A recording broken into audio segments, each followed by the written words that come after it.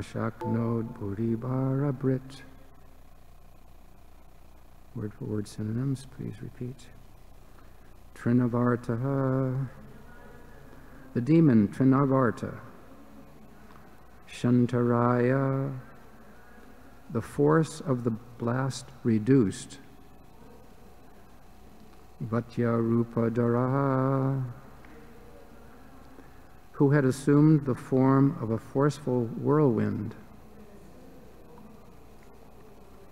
Haran, and had thus taken away.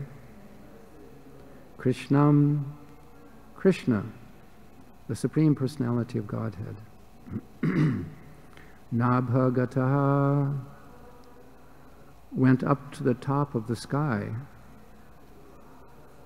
Gantum, to go further.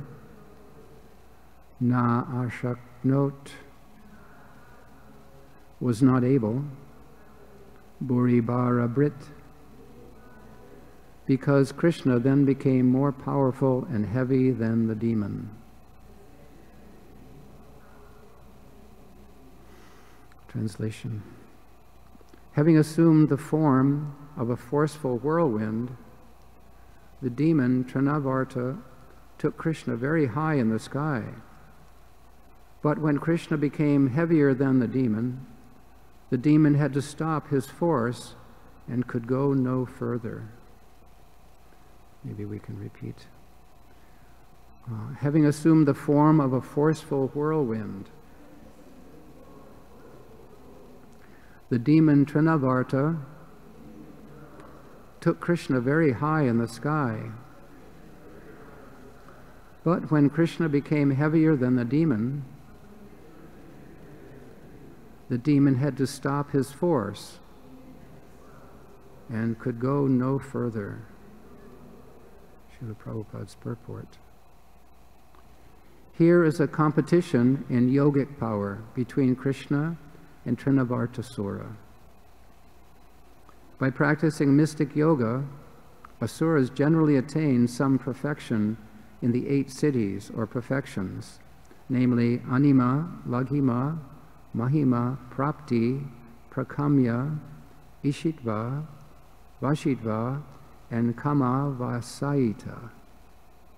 But although a demon may acquire such powers to a very limited extent, he cannot compete with the mystic power of Krishna. For Krishna is Yogeshvara, the source of all mystic power, Yatra Yogeshvara Hari. No one can compete with Krishna.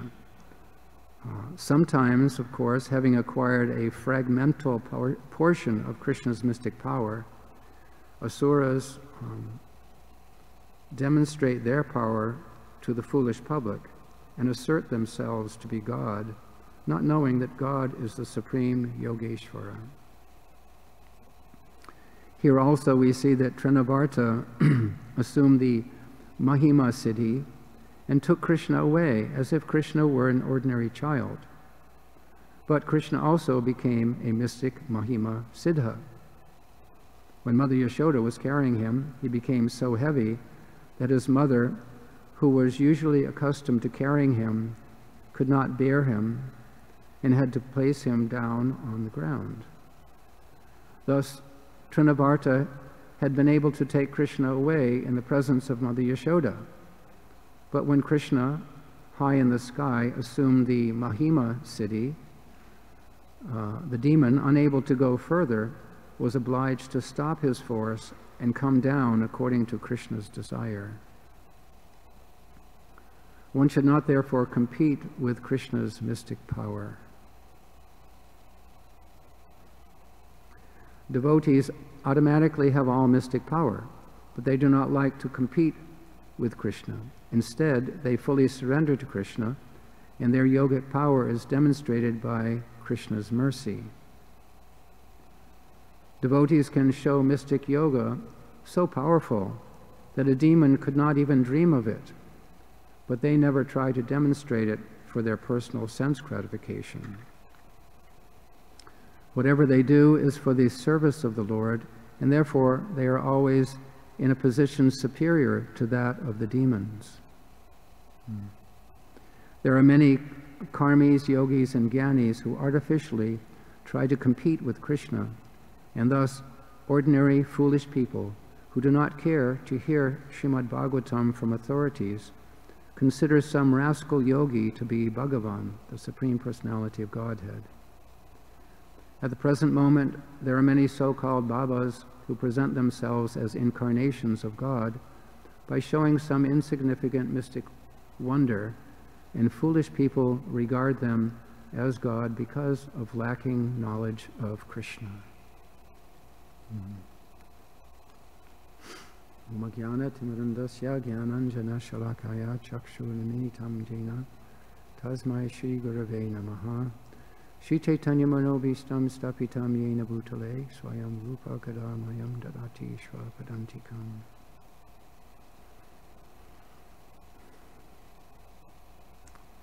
So, we're hearing the pastimes of Krishna as he appeared on this planet, Bhoma Lila. So Krishna's pastimes in themselves are so wonderful and attractive, but also completely educating us according to Krishna's teachings in Bhagavad-Gita, showing that, as Prabhupada's explaining here, that no one can compete with Krishna, and any demoniac force can be overcome by surrendering to Krishna, or as Prabhupada put it here, cooperating with Krishna.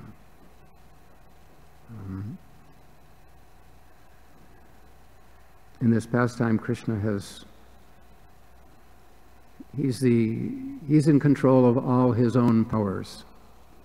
So first, a little earlier, we read that Krishna, he exhibited this Mahima siddhi in the lap of his mother. He became heavier than a mountain, and Mother Yashoda just put him on the ground.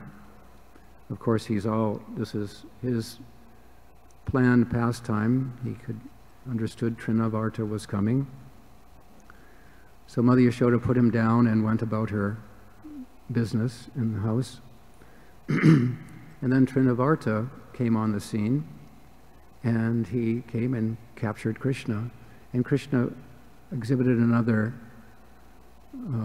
he turned off the Mahima siddhi and put on the Laghima. He became lighter than a feather, and then Trinavarta could just pick him up and take him away.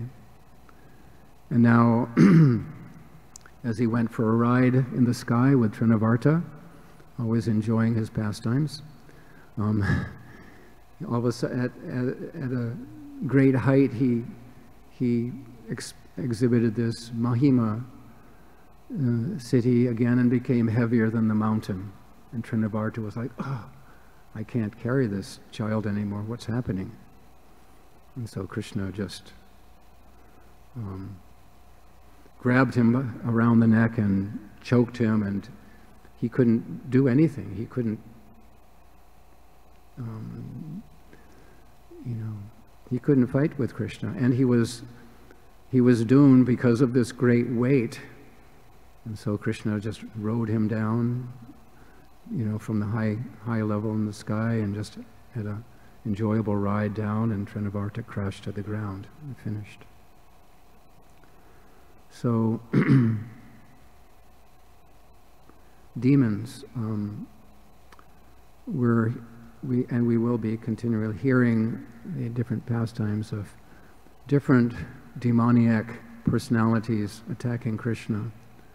So Krishna is showing that we will, in this material existence, and he's showing this in his Bhoma Lila, it's not there in Goloka, in the Aprika Lila.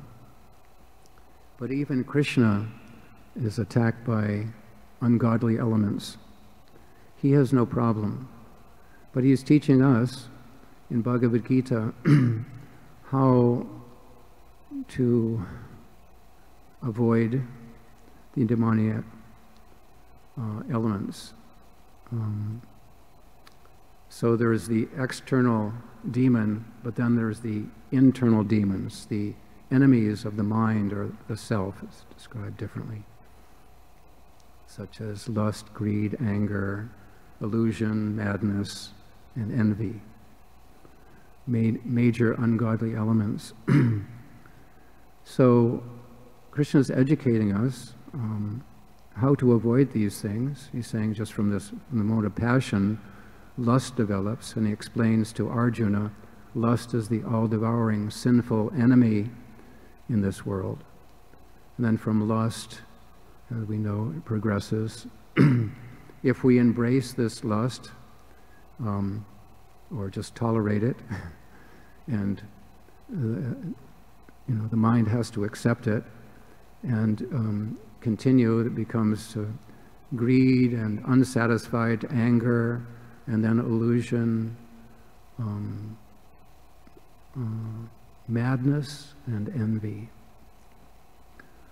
So by allowing these internal demons to affect us, and it's our choice, Krishna's explaining that the mind can become the best friend or the greatest enemy by embracing these ungodly aspects. So he's teaching us from lower to higher yoga systems to control the senses by the mind, to avoid this from the very beginning. How does he say? From the very beginning, avoid this enemy of lust, and control the senses and the mind, and fix the mind on me. And he so he explains to Arjuna right there in the beginning of the 7th chapter we were hearing yesterday that,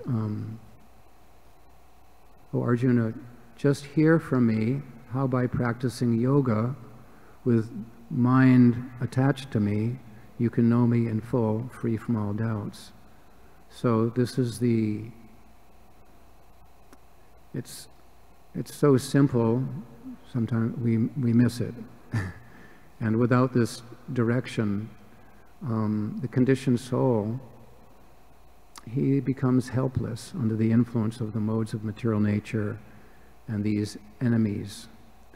And if we don't sufficiently hear from Krishna, then we embrace these ungodly elements. And we actually accept this persona of demon. There's a divine and demoniac natures explained in chapter 16. So from internal it manifests. These demons are the manifestation of uncontrolled lust, greed, anger, and so on. And then they fully identify that with that, and that becomes their personality. So we have the choice to avoid the ungodly and accept the godly principles through the process of bhakti, of hearing from Krishna. We actually get the whole picture, sambandha jnana, abhideya jnana, and prayojana. So accepting that our relationship, our situation, that we're eternal parts and parcels of Krishna, and yet we're suffering in this material world, we're struggling. So through sambandha jnana we get the understanding of what's wrong with this picture, why am I struggling and suffering? And always under the influence, every conditioned soul is under the influence of the threefold miseries coming from body and mind, other living entities, and from the devatas, the demigods. So, but the devotee takes this as a positive push that I have to go to Krishna, I have to take shelter of Krishna. And he takes interest, he understands that he takes up this body of abhideya jnana, and takes to the process of spiritual cultivation, sadhana bhakti, ultimately, shelter of the spiritual master, the association of Vaishnavas, and nasta preshva badreshu nityam bhagavata sevaya. So, by this process, he gets the picture of he's doing sadhana, and then he gets the sadhya, he gets the picture of the goal, prayojana.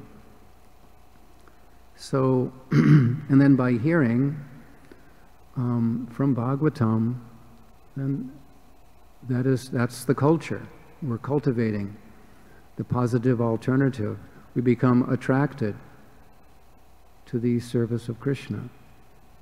And therefore, we have a real pull, like, as we become purified, nasta prayeshu abhadreshu, the impurities within the heart will go away by Krishna's grace.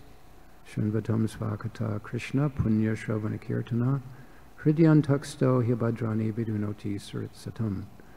That Krishna, as the supersoul in our heart, will purify, cleanse away material desires, ungodly elements. So it's our choice. This is Krishna's, being part and parcel of Krishna. We're amsas, mamai vamso jiva loke jiva bhuta sanatana. So we have minute free will. So we can become attracted, we can take advantage of Krishna's advice and cultivate our Krishna consciousness, and have as our goal, our conception of perfection as Nitya Krishna Das, eternal servant of Krishna. We can hear about, this is the mercy of the Bhagavatam, that we can get a picture of Krishna's eternal activities with his loving devotees, and become attracted to that. And therefore, just let go of the ungodly persona, and by the grace of Guru and Krishna, we can get actual devotional service and be absorbed in that.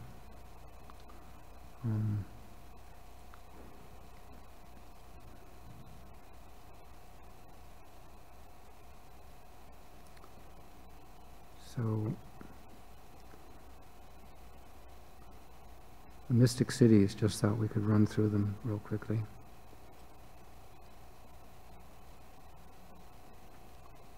So Anima Siddhi is power of becoming small like a particle. Laghima, as we mentioned, lighter than a soft feather. Prapti Siddhi, get anything and everything from anywhere and everywhere. Then Mahima Siddhi, which is mentioned here in the verse, become heavier than the heaviest. Ishitva Siddhi, create something wonderful or to annihilate anything at will. Vashitva Siddhi, Vashitva, to control all material elements. Prakamya Siddhi, to possess such power as will never be frustrated in any desire. And Kamavasayita Siddhi, to assume any shape or form one may even whimsically desire. So we can see especially in Krishna Lila, the demons are having these different cities to different degrees. Some of the fights, who was it? Well, Ravana, didn't he disappeared into the sky? A couple different personalities in fighting. Even the demons and the demigods, they would disappear into the sky and be invisible. and manifest all different amazing weapons and shower all horrific things from the sky. Different of the Kshatriyas would have these very amazing, powerful weapons, these Shakti weapons.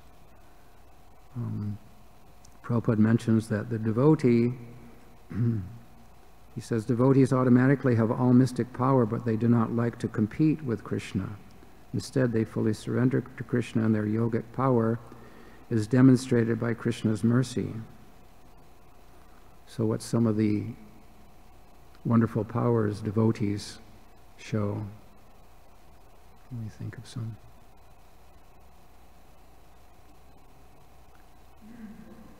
Book distribution, which means preaching. So, yeah, very amazing. Prabhupada would always comment, he said, never in history have the religious books been sold in such quantity as this. Devotees weren't even big preachers, but they were empowered to convince people to take these books home. And then through the books, Prabhupada would preach to them, and many times they become devotees, many times influenced. I'm thinking of one thing. Prabhupada was asked by someone, an outsider, I think, maybe a reporter or someone, can you show some, can you exhibit some magical powers? Prabhupada was quiet for a minute, and he said, this is my magic, and he pointed to his disciples. All these boys and girls, they were formerly addicted to all ungodly activities. They had stopped going to their church, but now they have become addicted to chanting the holy names of the Lord and following a spiritual life, a holy life, giving up all. He mentioned 4 principles, I think. He said, this is my mystic potency. And if we think about it, this is the greatest, a very, very great power to be able to influence someone to change from ungodly to godly life. Because as Krishna says in Bhagavad-Gita, Daivi hi esha guna mayi mama maya duratyaya, that this material energy, comprised of 3 modes of material nature and all their influences, is very difficult, duratyaya, impossible to overcome. So we're in the kingdom of Maya, and it's her duty to keep everyone absorbed in their false pursuits of happiness, Maya Sukhaya. But the devotee, he's very powerful and very merciful, and he's, as Prahlad Maharaj says, Maya Sukhaya Baram Udvahato Vimudhana. I'm simply feeling, I have no problem myself, but I'm feeling great love and compassion for these fools and rascals that absorbed in Maya Sukha, illusory happiness, and just getting tricked by Maya and then punished and then suffer.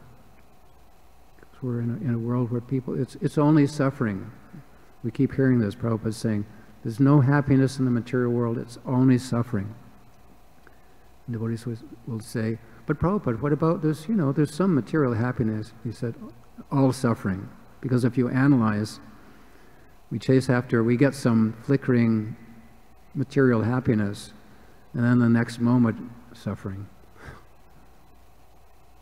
And then if one does it long enough, chasing after temporary happiness, he just becomes depressed. That I work so hard and there's nothing there. I tried and I tried and I tried, but can't get no satisfaction. And then depression to the point of suicide. So the material mentality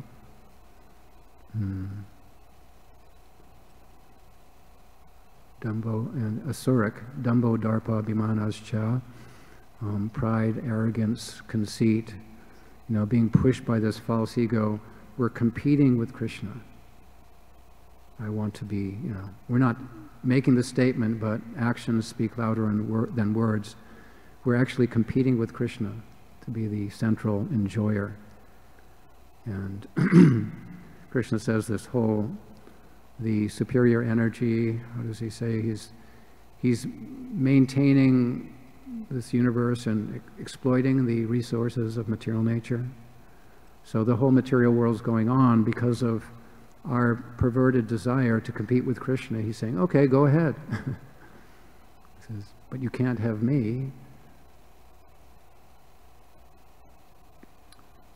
So Krishna says in the 9th chapter, if one who does not take faith in this devotional service, ashradhana purusha dharmasyasya parantapa aprapyamam nivartante.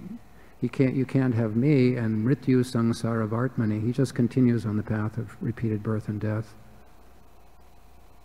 So we've already done it uncountable times, so we should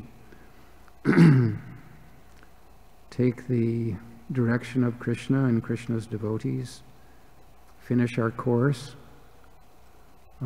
finish up our human life, take up the graduate study of Krishna Bhakti, get our degree and get out. Pray for Krishna's mercy. And by associating with Srimad Bhagavatam and those who have a taste for, a real taste for Prema Bhakti, and as we were hearing yesterday, Lord Chaitanya's his great desire is only to give Prema Bhakti on the level of the Brajavasis. So if we don't accept that, we'll have to accept something lower. If we accept that and associate with those persons, the point is, if we associate those persons who are absorbed in these high level of bhakti, then and follow in the footsteps of the ragatmaka bhaktas, then we can actually get this great jewel of raganuga bhakti and very spontaneous, great and enthusiastic practice of devotion. And then Krishna is attracted. Otherwise, Krishna is not attracted to, as we heard yesterday, the devotion, love weakened by a mood of awe and veneration. So these very sweet pastimes of Krishna in Sakya Rasa, Vatsalya Rasa, Madhurya Rasa are really what Krishna is attracted to and controlled by. And little later, in the 10th canto, Lord Brahma speaks this verse that how the unconquerable Ajita becomes Jita by one who dedicates his life to hearing from a exalted devotee of Krishna about the sweet pastimes and activities of the Lord. This conquers Krishna. So we can take the great secrets of the great devotees and easily follow in their footsteps. It's available by the mercy of Chaitanya Mahaprabhu and the great Vaishnavas. And I was just thinking about how Prabhupada said how the devotees have great mystic powers. We can just look back in our Guru Parampara in our Gaudiya tradition here to Lord Chaitanya and see how from Srila Prabhupada, so empowered, practically giving up sleeping and traveling around the world and just superhuman activities, translating these books non-stop, pushing the devotees to print them and distribute them. And then go back to Bhaktisiddhanta Saraswati, so empowered to, at a very difficult time in history for Gaudiya Vaishnavism, he developed this great institution and initiated so many devotees and spoke so powerfully. And his father and our predecessor, Acharya Bhaktivinoda Thakur, you've heard of his life as a high court magistrate, raising a family of so many children, and writing so many books, I think 100 books practically, and all these beautiful Bengali bhajans, very simple Bengali language, with great deep. We were reading some of his songs on his appearance day just a couple weeks ago, and just so instructive. Anyway, we're very fortunate. We have a very powerful, empowered line of acharyas coming before us that we can take advantage of. So, sadhu sangha and Bhagavat Shravana be our success. I guess I'm going to stop there if there's some question or comments.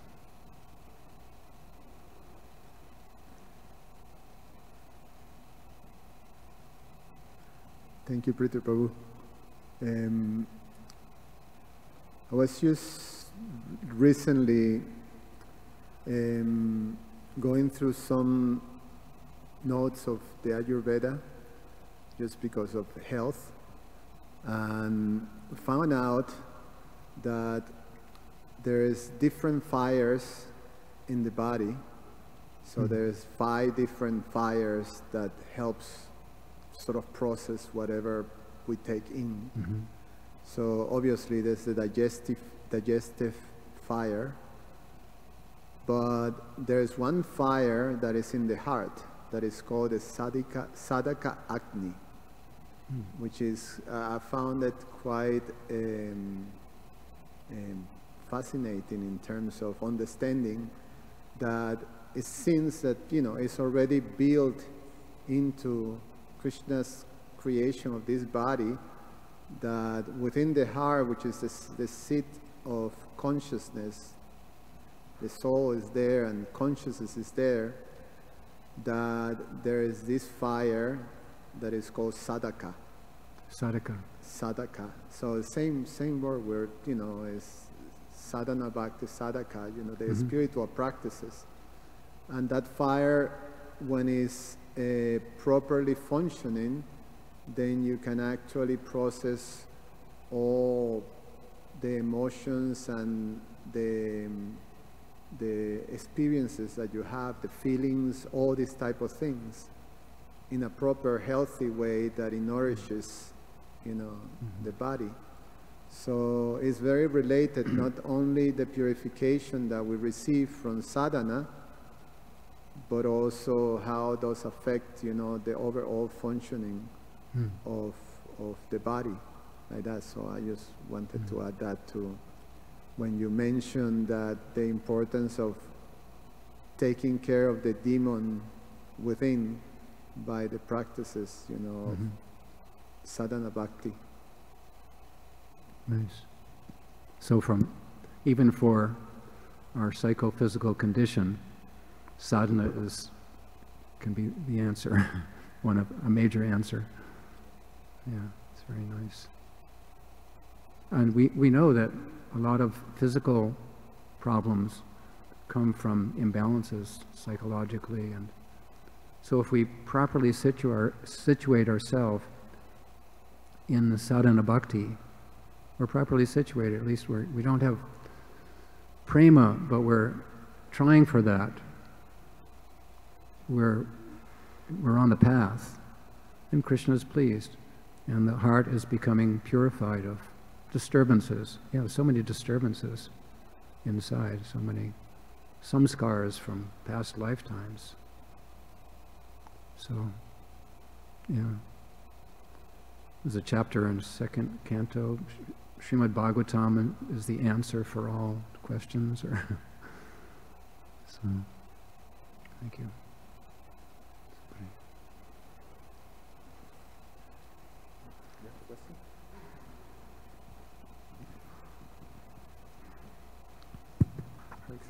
Hare Krishna. Prabhu, thank you for your class.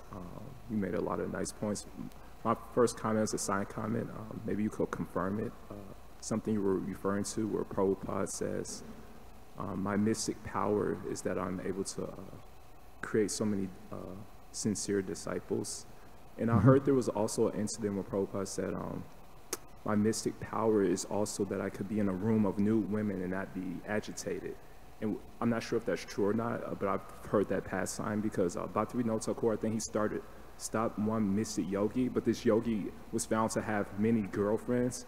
And so sometimes we can't appreciate those mystic powers, but I'm not sure if that's pastime is true or not. That's what I was going to ask you to confirm it. That's my side comment. I have another comment and question. You heard? Has anyone heard that? I've heard. I think I've yes, heard it. Donna Kheli, yeah, she heard. My question is related to where Prabhupada mentions in a purport. He says, one should not therefore compete with Krishna's mystic power. And a lot of times when we think of competing with Krishna's mystic power, we don't consider competing with other devotees as competing with Krishna's mystic power because basically it's easy to not, like we hear that Guru and Krishna are one. So when our spiritual master comes, we're not going to say, Guru Maharaj, let's debate. I think I'm more enlightened than you. But this is precisely what Keshava Kashmiri did to Chaitanya Mahaprabhu. Basically, we see that the Lord sometimes disguises himself to test whether we have tender qualities or pretender qualities. He also tested Bali Maharaj when Vamana Dev came. Had he known that was the Supreme Lord, he wouldn't have tried to compete with the Lord. I have so much wealth, more than you, and etc. So there's one other pastime I'd like to mention because I read this purport previously, and it's one of my favorite pastimes regarding this subject matter. It's the pastime when Lord Brahma came to Dwarka, and he said, "May I see Krishna?" And the doorkeeper said, "Which Brahma are you?" This pastime is from Chaitanya Charitamrita, Madhya, chapter 21, verse 59. That's where the verse starts. I think the doorkeeper went to Krishna and said, Lord Brahma is here. Yeah. And Krishna said, go back and ask him, which Brahma? Yeah, exactly. He was like, what do you mean, which Brahma? I'm the Michael Jordan of Brahmas. So basically, that's the direction I was going with the previous points I mentioned, that it's easy. Brahma wasn't trying to compete with Krishna, but when he heard that there was other living entities who may be equal or superior to him, then he became dissatisfied. Martin Luther King, he said a nice quote. He says, nobody is unhappy about praise, even when they know they don't deserve it, and even when they don't believe it. The only people who are unhappy about praise is when that praise is going too much towards somebody else. So my question is, essentially, is that what are some steps we can move forward to develop tender qualities when our guru or Krishna is not present, and give up these pretender qualities, because it's easy to be humble in front of the spiritual master, but not when we're with our peers, because we can't compete with our peers if Krishna empowers them. So why are we wasting our time, basically? That's kind of the direction I'm going. So why, as far as competing with peers, can you say that again? Go slowly. What are some steps we could do to give up competing with our peers? Because we don't consider competing with our peers as competing with Krishna. But we see that when Prahlad was empowered by Krishna, Hiranyakashipu couldn't compete with him. When Haridas Thakur was empowered by Krishna, the Muslims couldn't compete with him. So a lot of times we like, oh, when the spiritual master is not here, or when Krishna is not here, like in these pastimes, we say, oh, let me compete with my peers. So what are some steps we can move forward to give up this competitive mentality, in front of our peers, etc. So anyway, that was okay. Well, Krishna consciousness means that we understand Krishna is always there. I mean, yes, in a neophyte stage, it's very difficult. And that the spiritual master is always there. And that as far as our peers, if we accept this term being referring to each other as Prabhu, that means we're everyone's servant. This is the only way we can give up the competition. I'm a servant of Krishna, and I'm a servant of Krishna's devotees. I mean, I'm definitely a servant of my spiritual master. And to go on, like you brought up so many instances of even the Lord taking a humble position. Chaitanya Mahaprabhu explained to Prakashananda Saraswati that my spiritual master considered me a fool. I can't study Vedanta. He said, just chant Hare Krishna. Just chant Kirtan with other devotees. Guru Murkadeki Karila Sharshan. So, through the process of hearing, we have to become a little humble and actually enter into the mood of service and see if we see ourselves competing, then a red flag should go up. We should offer obeisances to he who we're competing with and ask if we can render some service. I don't think there's any other way. Otherwise, we can hear if we can't make adjustments in our own mentality. We can hear and hear, but no one's going to force us to change. So if we can't give up the mode of competition, which comes from this ungodly element of envy, ultimately it's envy of Krishna, yes, competing with Krishna. So then we project it to all other living entities. And the asuric,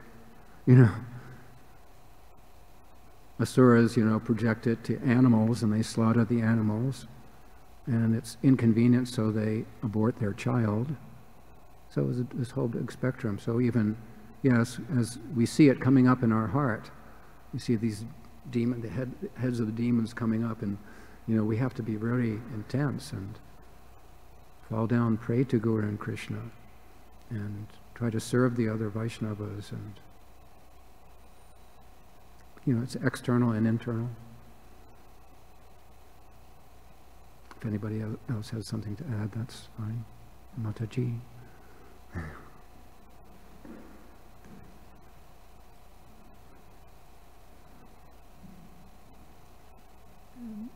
I was just reflecting on the point of Krishna being the master of mystic. I was just reflecting on the point that Krishna is the master of mystic opulences. So in this particular pastime, there's a kind of competition in terms of exhibiting a mystic power, because there's Srinivasa utilizing that mystic power of being able to take on any form, and Krishna's moving between the mystic power of being so heavy or the mystic power of becoming so light. And something just struck me because I was reflecting on this. In your listing of the mystic powers, one of them was that one could at will destroy something. I forget the name. So it just suddenly struck me that actually in the previous pastime, which is the cart demon, it was a very similar thing, because the cart demon had taken on, or that ghostly demon had taken on entered into the cart, and Krishna at will destroyed the cart.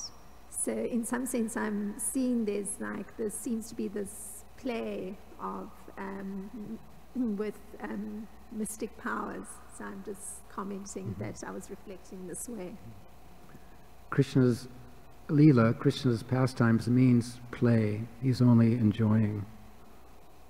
And we should, it becomes more and more relishable for the devotee, because we can see in Krishna's play, he's defeating demons, he's loving his devotees, and he's enjoying both ways. And he becomes heavy, then he becomes light. And here's a very substantial demon. like Trinavarta and so many. And he's letting them come in, and practically he plays with them, and then he just becomes heavy, or just grabs them and throws them in the tree, or gives, as a baby, just gives a kick to this Shakatasura, the cart, and it's finished. He's no problem, because he's Yatra Yogeshvara Hari. He's the master of all mystic power. So that's, the devotee appreciates that, and according to our, our faith in that, then we're really happy to surrender to Krishna. I want to cooperate. I want to stop competing with Krishna, right? And then we become happy. Otherwise, even as a devotee, we're frustrated, right? We see sometimes devotees are, I want to exhibit my independence, and we see, sometimes this Ishvara Bhava pops up, and devotees are butting heads, or we're just not satisfied. Just being a cooperator. Prabhupada uses that term, I like that. Cooperating with Krishna. And so we really have to think about it and see our situation. Krishna is putting us all in a certain situation where we have to cooperate and sometimes compromise our desire. But if we really go and think, it's for the pleasure of Krishna, I want to be a cooperator. And sometimes there has to be adjustment, but many times we can just do an internal adjustment and be a happy, cooperative devotee. But it all, here's the seed is hearing about Krishna's pastimes. Because Krishna's the unconquerable hero.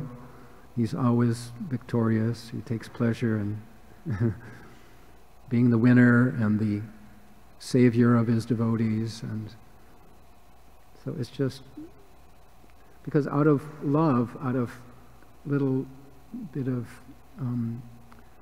little prema, these seeds of love for Krishna, then everything else is transcended. We transcend our own false ego, that otherwise we'd be demanding for some situation, some control, some power. So it's very essential that we hear, and Prabhupada knew it was so important. He hadn't come to the 10th canto, but he did the Krishna book, so our hearts could become attracted to Krishna. He said, I heard him in a lecture say, just keep one corner of your heart for Krishna. Once Krishna gets in there, he'll expand and purify. Thank you. Is there anything else? Jai Baladev. Something else. It's late, so let's make it very short. Jai, thank you. Since you guys are here rarely, so I'll try to get another one in since you guys, but I'll try to keep it short. But just one point I appreciate it, that I keep in mind to give up this competitive mentality is we see in a competition, if you're the strongest person, you win the competition. In a debate of scholars, if you're the smartest person, you win the competition. But we see that in Krishna's Leelas, that even if you're the greatest scholar or the strongest person, that doesn't mean you'll get the most recognition. And we hear this from the illiterate Brahmana pastime. The proud Brahmanas were thinking, we know so much knowledge. But what did Lord Chaitanya say? He told the illiterate Brahmin, you are an authority on the Bhagavad-Gita and not them. Similarly with the same pastime of Hanuman versus this squirrel. Hanuman, from an external point of view, thought he won the competition, but the spider did because he had the character, the love. So that's why I really appreciate it. That's why it's good to give our competitive mentality, because simply externally winning. Krishna says in chapter 10, verse 4, he says, I am the controller of fame and infamy, and not our external results of our abilities or our winning results. Krishna, so it doesn't matter how great we are. Krishna could say somebody inferior wins. So that's why, that's one pastime I like to keep in mind, to give up this competitive mentality. Yeah. So, thank you. I just want to share. Krishna's devotee is always happy to see other devotees victorious and doing even better than me. Jai Prabhu, it's Jai Krishna, Jai Gurudev, and Jai to the Prabhus. You know, we want to see everybody excelling for the service of Krishna. It's a good test for us to see that, you know, someone's ahead of us and we actually feel happy for them. It means the heart is becoming free from this competitive, envious mood. Thank you. Okay. And there. Okay, thank you all for listening. Srimad Bhagavatam ki, Srila Prabhupada ki.